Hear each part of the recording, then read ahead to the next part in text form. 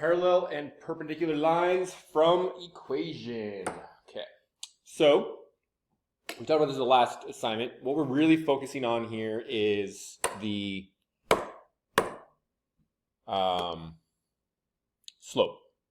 So looking at the top one here, it's already in slope-intercept form. Very nice of them. So all we have to do is recognize that this 3/4 is our slope. So we're going to try and figure out if our other slope is 3/4 or if it's -4/3. So to do that, we have to do some math to get our y by itself.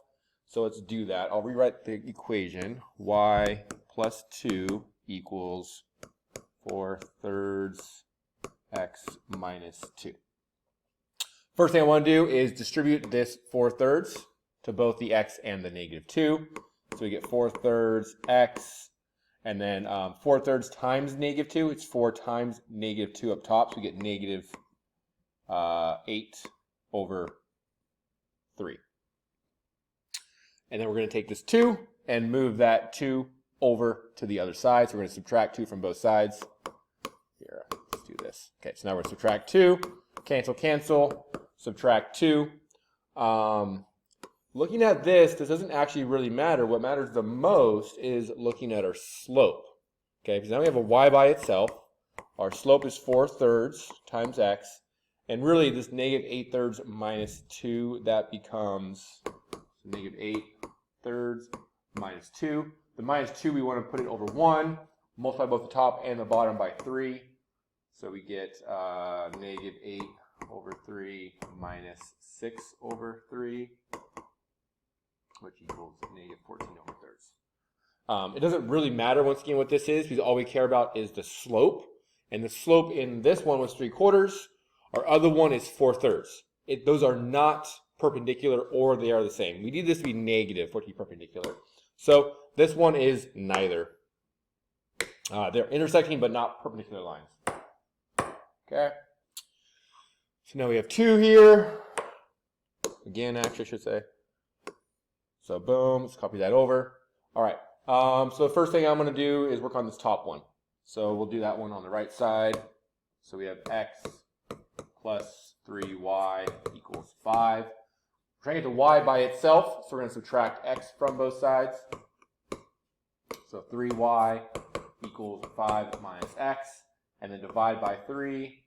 Divide by 3, that cancels out. Y is equal to, we can separate both the 5 and the x. I don't like that our x is second, so I'm going to flip it around. So we get y is equal to -x/3 plus 5/3. Now looking at this, you're probably a little confused on what our actual slope is. We can rewrite this as -1/3 times x. So this is our slope. Now let's do the second one. Do it in blue. So we're going to do this one now. 4x plus 12y equals 20. Subtract 4x from both sides. Cancel. So we get 12y. I'll put the x first this time. I didn't do that on the other one. I probably should have. And we're going to divide by 12. Cancel. Divide by 12. So we get y is equal to -4/12 times x plus 20/12. -4/12 can be simplified to -1/3 times x. So far we have the exact same slope. So we're at least parallel. Let's also look at this and see if we can simplify this and see if it matches up with our y-intercept on the other side. We can divide them both by 4. So divide by 4, and we get 5/3. So if you're looking at this equation, -1/3 x, erase this little box right there, let's get in the way. And over here, oops, wrong thing. Let's do this. So we had earlier our y-intercept was 5/3. So looking at this, And our blue, they're the exact same equation. So we have the same line. Let's do two more.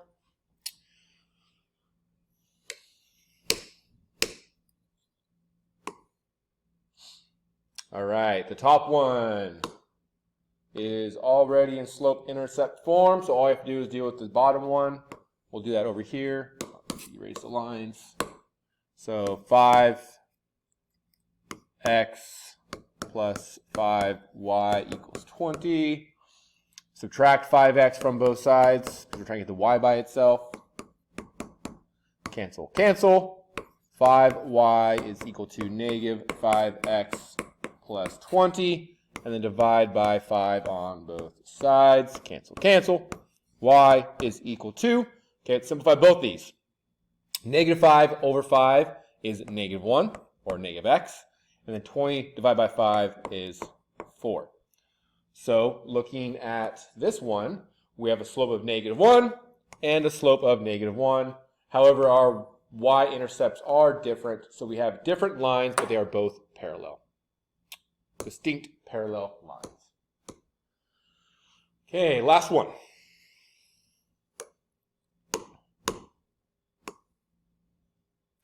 Okay, the bottom one already in slope-intercept form, so we just have to deal with the top one. So we get 4x minus 2y is equal to negative 5. Subtract 4x, subtract 4x, gone, gone. Negative 2y is equal to negative 4x minus 5.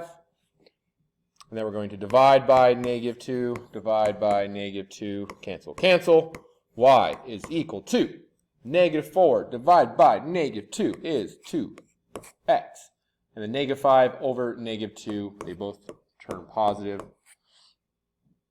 Okay, so looking at our slopes, we have negative 1/2. And the reciprocal of that is 2 over 1. And because it was negative, this one is now positive. So we're looking for a slope of 2, which is what we have. So we have, in fact, perpendicular